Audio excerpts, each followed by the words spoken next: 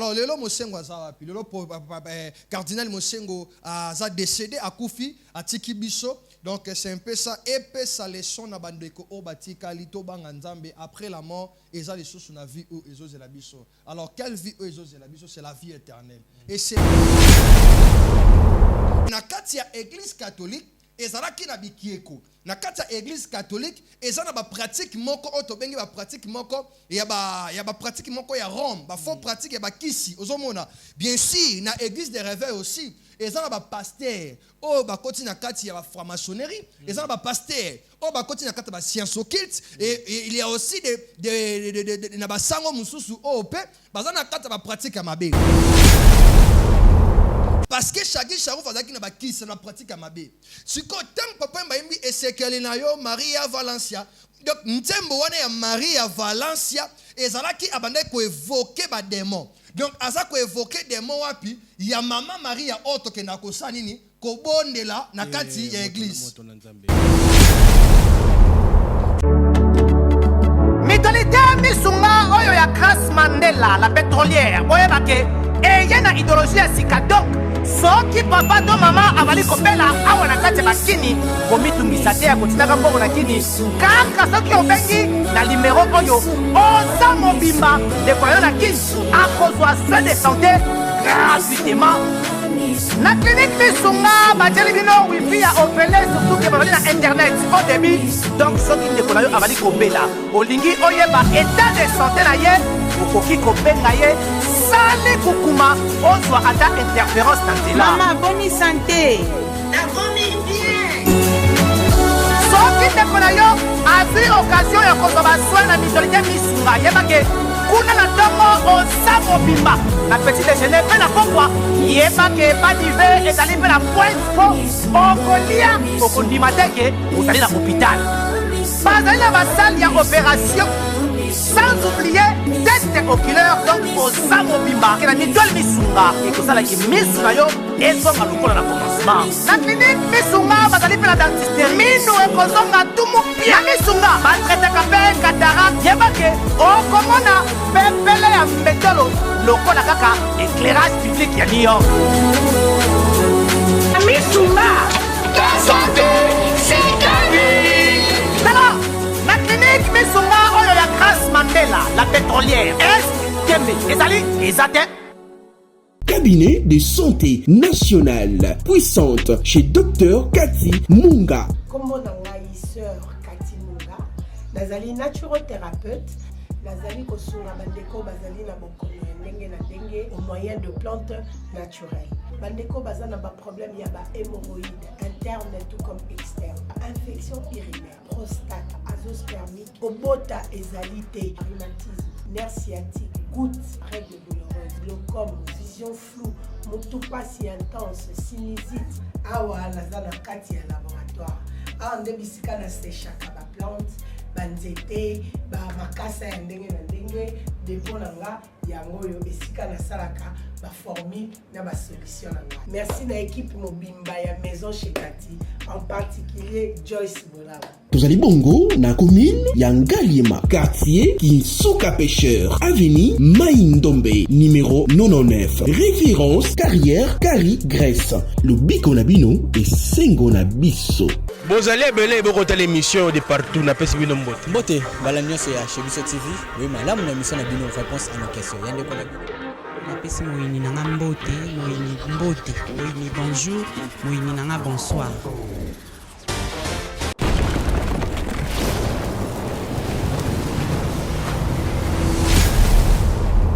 Chez Biso Télévision, chaîne oyo ekokani na yo. Tata na pesi mbote.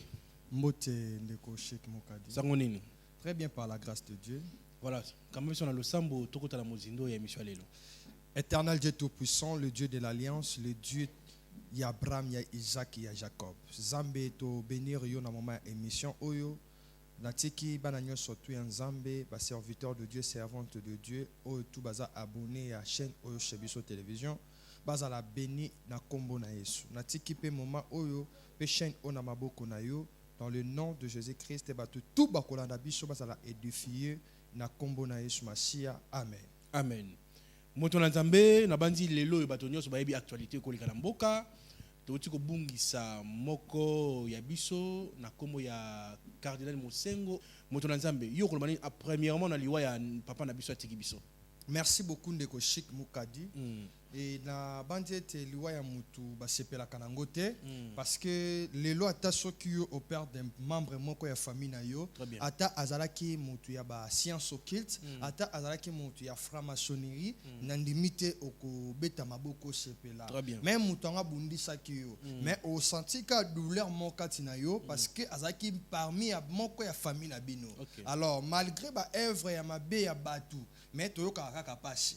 Alors liwato message il y a décès ya Cardinal Mosengo tant on a joué yango na zwa kango na journée à l'élo tozali dimanche et tant on a joué et ça qui n'a passé et ça qui n'a passé parce que nazali parmi aussi il y a batu oyo et biso tout outa na maison mère auto bengi église catholique donc to outa kuna malgré aujourd'hui et je suis serviteur de Dieu prophète Gilard de Grâce et Luanga visionnaire de l'église mission prophétique Maranatha na église des réveils mais nazo reconnaître que na utakuna alors et ça là qui n'a passé et na souhaité ba condoléances na famille Mobimba ya famille Mosengo et Cardinal Mosengo asali makamboshi ebele ya malamu totala kama beka kaya mutute ozomona parce que tokolobela 2 points tokosimba ba point ezali positif na négatif donc papa Mosengo asali rôle na ye parce que azaki ko gérer azaki cardinal ya église catholique oyo ezaki kaka Congo te abandaki ko gérer ba église ebele ya Afrique centrale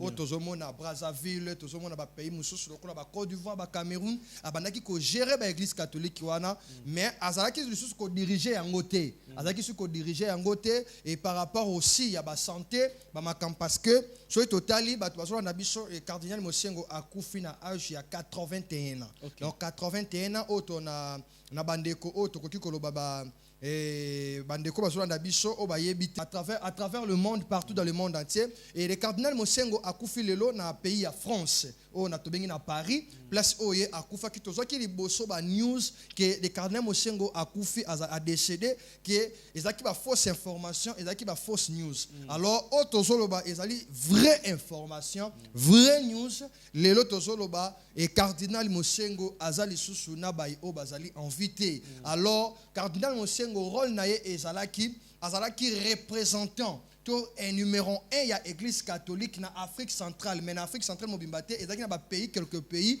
o abandaki ko diriger alors bandeko bazolanda biso elo kala lina lo bana bandeko tu na mokili o tozali okoko sala 70 ans okoko sala pe 130 ans mais yebake okufa na okaka parce que toza ba passager to umela te na mokili oyo même ici aux président de la République même ici aux qui régner ba tchaki chef ya ba église des réveils o wapi o kufa ozomona alors lelo Mosengo za wapi lelo Cardinal Mosengo a décédé à Koufi à Tiki Biso donc c'est un peu ça et ça leçon na bandeko o batika lito banga nzambe après la mort eza les sources na vie ou ezo la biso alors quelle vie ezo la biso c'est la vie éternelle et sengo na mutu oyo akufi kati na Christ et sengo na mutu o akufi kati na Christ parce que ba œuvre to misala na e nini e kolanda e bandeko bazonda biso totangi Jean chapitre 11 le verset 25 à 26 la Bible dit ceci Jésus lui dit je suis la résurrection et la vie celui qui croit en moi vivra quand même il sera mort et quiconque vit et croit en moi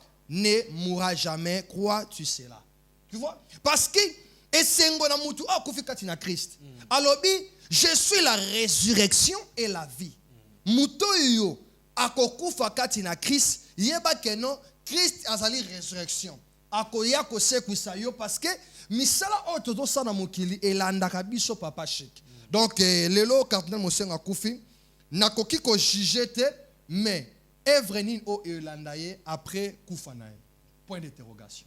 Voilà, alors message ni nous le peuple de Dieu ou mimi on a chez Biso télévision concernant papa Nabiso Cardinal Mosengo. Merci beaucoup papa Chic.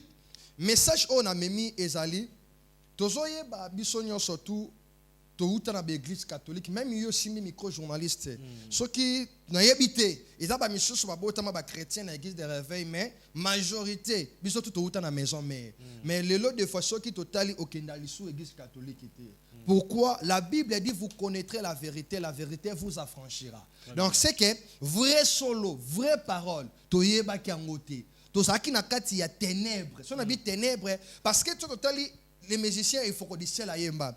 Les hommes allant dans des églises, ils s'agenouillent devant un morceau de bois. Ils se représentent comme la croix de Jésus. Mais ils rentrent toujours des péchés.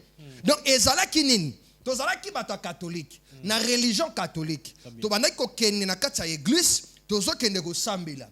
Et tozo croit que non, tozo bele la Jésus-Christ de Nazareth. Tozo bele la Jéhovah Rapha. Et na kati ya église catholique, ezalaki na bikieko na kati ya église catholique ezana ba pratique moko oto bengi ba pratique moko ya ba pratique moko ya Rome ba faux pratique ya ba kisi ozomona bien sûr na église de réveil aussi ezana ba pasteur o ba koti na kati ya ba franc-maçonnerie ezana ba pasteur o ba koti na kati ba science occulte et il y a aussi de na ba sango mususu o pe bazana kati ba pratique ya mabe et na kati ya église catholique nenge tozalaki na église catholique toyebaki ke tozo c'est la vraie nzambe toyebaki ke tozo c'est la vraie Jésus oh non ne ko jijete mais na ye koloba boye na bandeko to bazolandanga aujourd'hui lelo toyebi solo parce que Bible dit vous connaîtrez la vérité vous affranchira donc vraie vérité o toyebi c'est la parole de Dieu so komoni mutu azokende ko gumba melekieko azokende ko sala ba prière ou bien na chapelet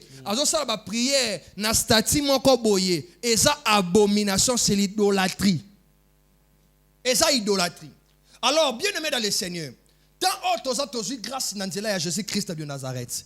Bible lobi, lorsque aye ami pesimbe kapo na biso. Biso tozalaki batamasumu. Tozalaki babomi. Tozalaki batoyekobo. Batumoko ya masanga. Mais lorsque Jésus aye, atali mabe na biso te. Aye ami pesi pour tenga na tozo sali. Donc, ne tozali sauvé par Jésus-Christ de Nazareth. C'est lui la résurrection et la vie. Alors, quoi sert yako gumba minabikeko? Quoi sert yako prier les statues moko boy? Parce que tant bozo prier bozo sala prier na statue moko o ezali lokola ya Mama Maria. Ozolanda ya Mama Maria. Donc, ezana musicien moko akufa que son âme repose à paix Papa Wemba. Nazoyeba Mama Shagi Sharufa ex Shagi Sharufa azalaki ex moi si ya Papa Wemba à l'époque. Et la référence va tout bazoye baye nazui moi te ya kokutoye maman wana pe ya komona ye et abeta histoire moko pe témoignage na lobi tangu bakaboy na Papa Wemba ye minzembo et c'est kelina yo Maria Valencia et Mama Shagi atala lobi oh c'est que Papa Wemba lingani nga mwasi mususu parce que à part Maman Amazon moi si oyo Papa Wemba bande ko linga pe makasi c'est Shagi Sharufa ozomona parce que Shagi Sharufa zaki na bakisa na pratique mabe siko tant Papa Wemba yimbi esekelina yo Maria Valencia donc ntembo wana ya Maria Valencia ezalaki abande ko évoquer ba démon donc aza ko évoquer démon wapi ya Mama Maria oto ke na ko sanini ko bondela na kati ya église sambela Mama Maria te bato catholique ba sambela malingi to kwa ba chrétien quelque part te ko tuka bango te ko tuka bango te le problème est quoi le problème ezani ndeko nanga na ko ebisa bandeko nyoso tu o bazolanda ngai l'idolâtrie est un péché idolâtrie est un péché lelo nga na kokoisa mutu te fuka melanga na kokoisa mutu te azwa apangusanga ba chaussure nanga même na église na ko tolérer yango te na côté ya batu parole de Dieu na côté ya batu parole alors toujours livre ya Romains chapitre 14 le verset 8 la Bible est lobi boy car si nous vivons pour le Seigneur si nous vivons pour le Seigneur tozo vivre pour na batu te mitolite misunga oyo ya Grace Mandela la pétrolière boyebake eye na idéologie ya sika donc soki papa to mama avali kopela awa na kati bakini komitungisa te ya kotinaka mbongo na kini kaka soki obengi na numéro oyo oza mobimba ndeko yo na kini akozwa soin de santé gratuitement na clinique misunga batieli bino wifi ya opele surtout ke bazali na internet au début donc soki ndeko na yo abali kobela olingi oyeba état de santé na ye okoki kobenga ye sale kokuma ozwa ata interférence na nzela. Mama boni santé nakomi bien. soki ndeko na yo azwi occasion ya kozwa baswin na mitolike misunga yebake kuna na ntongo oza mobimba na petit déjeuner mpe na pokwa yebake badive ezali mpe na point po okolia okondima teke ozali na hôpital bazali na basale ya opération sans oublier test oculaire donc oza mobimba ke na mitole misunga ekosalaki misu na yo ezonga lokola na commencement na clinique misunga bazali mpe na dentiste minu ekozonga tumu pia misunga batretaka mpe cataracte yebake okomona pepele ya mbetolo lokola kaka éclairage public ya New York misunga ta santé c'est gagné. na clinique misunga oyo ya Grace Mandela la pétrolière est kembe ezali eza te